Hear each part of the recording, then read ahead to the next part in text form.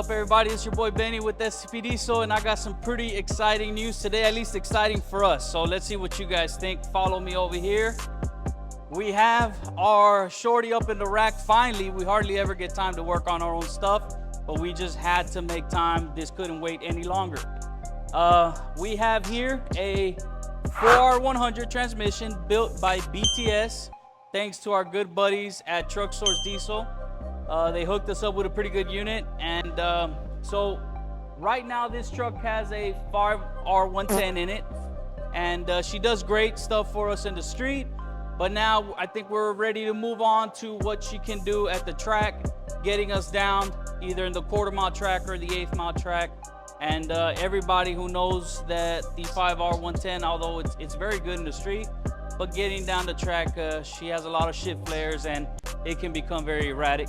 So with this right here, we just opened up a whole lot more lanes for us to see what direction we decide to go with next on our little truck here.